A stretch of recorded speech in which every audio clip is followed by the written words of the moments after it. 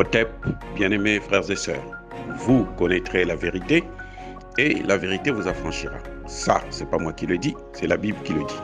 Mais moi, je vous dis mieux. Vous connaîtrez la vérité historique, notamment celle de vos ancêtres kémites, et vous aurez une vision globale de ce que c'est que la vraie souveraineté politique. J'ajoute, vous reviendrez à la spiritualité africaine ancestrale et vous comprendrez les enjeux de l'indépendance économique. Et pour terminer, vous accepterez votre identité culturelle kémite et vous obtiendrez deux choses. La première, c'est la paix. La seconde, c'est le développement, à une condition.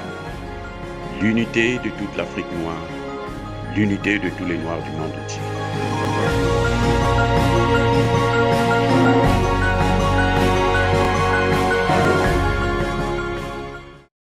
Otep à tous, bienvenue sur la chaîne des panafricanistes, par essence, par conviction et par excellence. Celle des citoyens kémites par nécessité et obligation de combat. Nous sommes une chaîne qui n'est guidée que par nos ancêtres et rien que par les ancêtres qui appartiennent à l'égrégore du monde noir. Par conséquent, nous ne croyons en aucun Dieu venu de l'étranger. Toutefois, cette vidéo n'est aucunement destinée à inciter à la haine ou à la violence. Car nous menons un combat qui est d'abord et avant tout spirituel. Ensuite, il est politique, géopolitique et géostratégique. Contre l'impérialisme, le colonialisme, le néocolonialisme et l'endocoloniat. Sur la base du principe qui nous a été légué par nos ancêtres, qui est celui de la Maat, c'est-à-dire vérité et justice. Vous êtes donc en droit de connaître la vérité et nous avons l'obligation de vous dire la vérité et rien que la vérité, afin que justice soit rendue à l'Afrique. C'est ça notre modeste contribution dans cette noble lutte en faveur de la souveraineté, la dignité et l'unité africaine. Et ça, c'est le panafricanisme. Bien-aimés frères et sœurs, il y a un président américain, le président Barack Obama, qui disait ce qui suit. We will finish the job. Ça veut dire, nous allons terminer le travail. Nous allons aller jusqu'au bout de notre logique. Nous n'allons pas faire les choses à moitié. Nous allons finir. Tout ce que nous avons à faire, nous allons le faire. Voilà à peu près ce que le président Barack Obama disait à l'époque aux chefs d'État africains. Quelles sont les circonstances d'une telle phrase? Qu'est-ce qu'on peut comprendre par « we will finish the job ». En effet, les circonstances sont troublantes. Nous sommes en 2010. Les États-Unis et l'Union européenne, manipulés par Nicolas Sarkozy, celui qu'on appelle aujourd'hui le boucher de la Libye, se préparent pour détruire la Libye et de tuer carrément Kadhafi. Ils vont aller au Conseil de sécurité. Ils vont demander une autorisation de protection d'une ville, celle de Benghazi. Une interdiction de vol. Une zone d'exclusion aérienne où les avions de Kadhafi ne devraient pas circuler. Ils vont l'obtenir. Là, la Russie va commettre l'erreur, ainsi que la Chine, de s'abstenir. Et vous savez qu'en matière du droit de veto, lorsque un pays s'abstient, c'est-à-dire qu'il tourne le dos, il dit « moi, ça ne me regarde pas, faites ce que vous voulez ».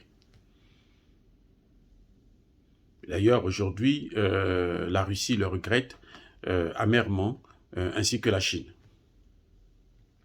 Ils tournent le dos, les Américains obtiennent donc l'autorisation. Qu'est-ce qui va se passer? Ils vont aller intervenir. Pendant qu'ils se préparent pour intervenir, les pays africains se retrouvent. Les pays africains donc se retrouvent avec les pays européens et notamment les États-Unis. Le président du Niger, le président Issoufou, il va dire, il va supplier, écoutez bien, il va supplier les États-Unis et la France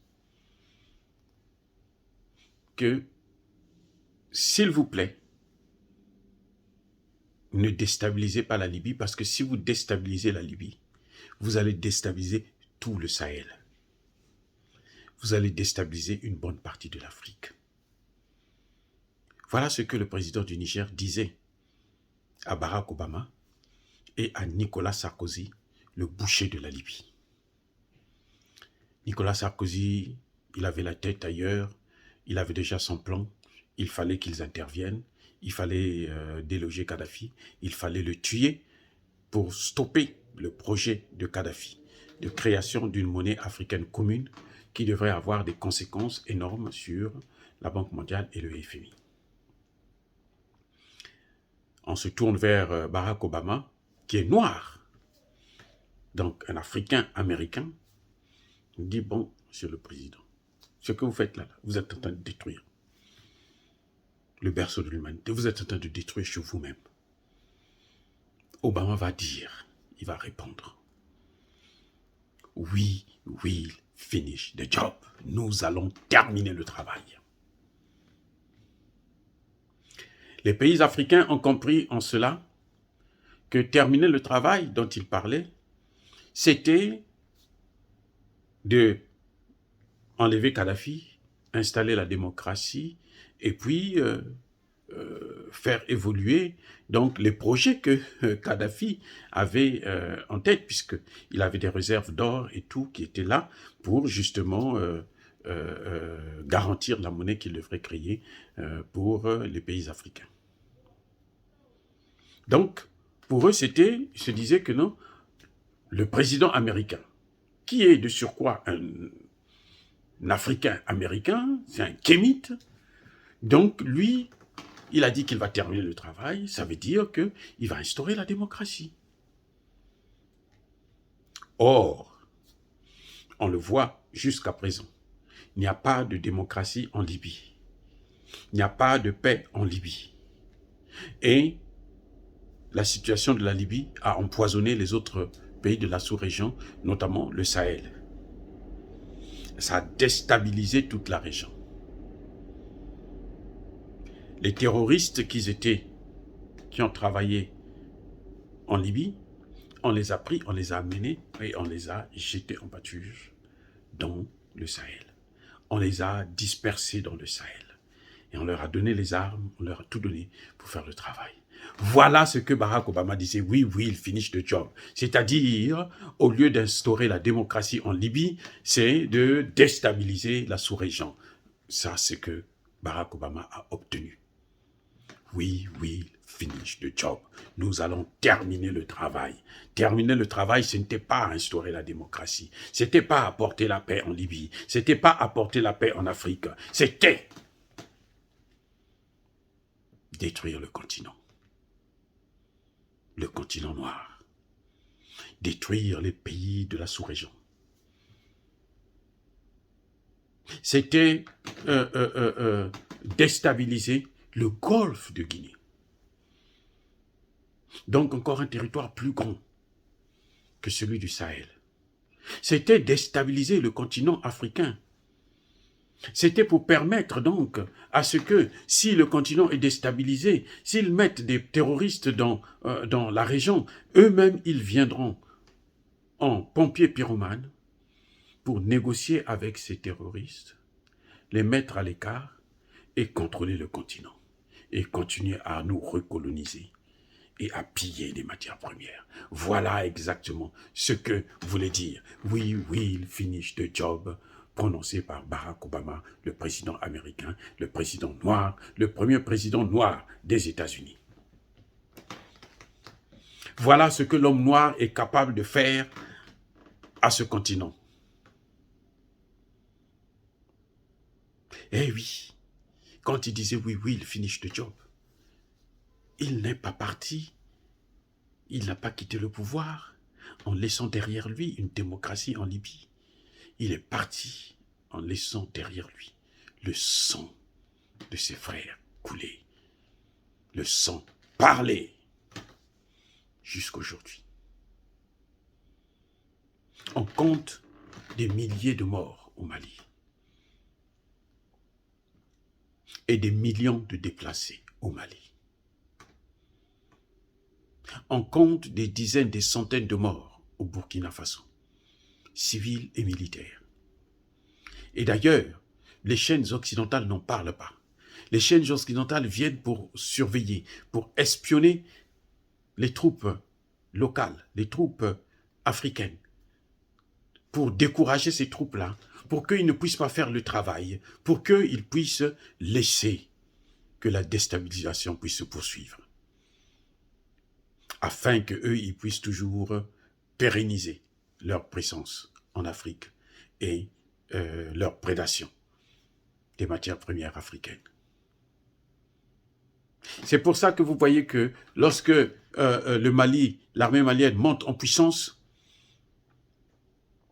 l'armée française ne cesse de les divertir, ne cesse de faire la subversion, ne cesse de les espionner pour donner des informations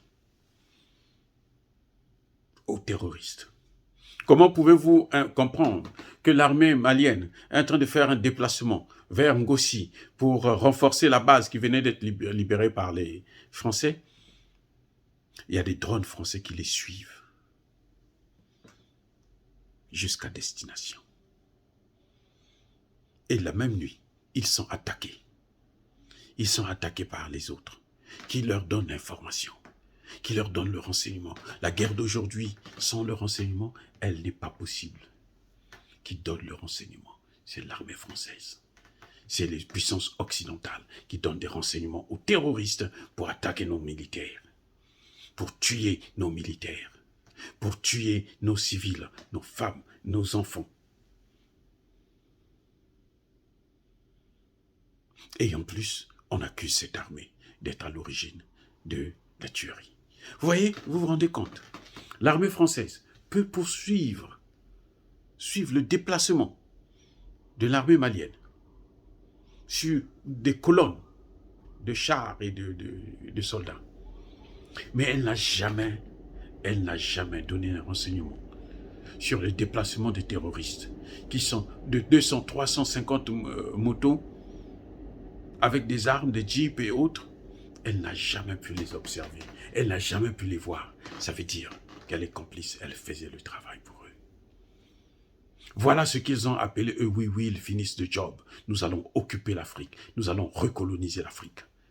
C'est ça que ça veut dire. We will finish the job. Ce n'est pas que nous allons instaurer la démocratie. Déjà, le concept de démocratie, ce n'est pas un concept qui se justifie. Ce n'est pas un concept réel. Ce n'est pas un concept vrai. Parce que quand il parle de la démocratie, en fait, il ne parle pas de la démocratie.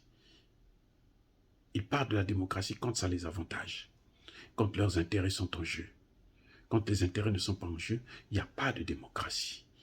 Là, c'est we will finish the job. Nous devons aller jusqu'à vous coloniser.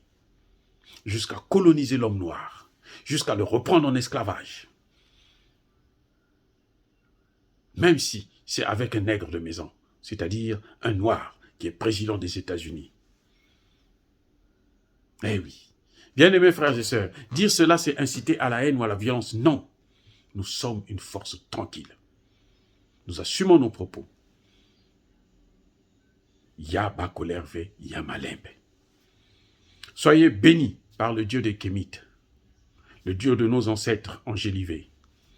Soyez bénis par le grand Dieu tout vivant. J'ai dit.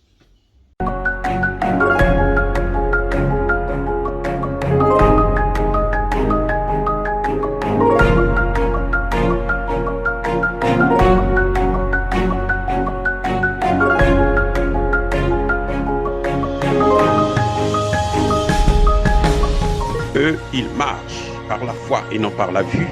Mais moi, je vous conseille vivement de marcher par la connaissance scientifique et historique, notamment celle de nos ancêtres kémites, par les 5 sens et par l'intelligence. Otep, vive l'Afrique éternelle et que Dieu vous bénisse. Abou Apia.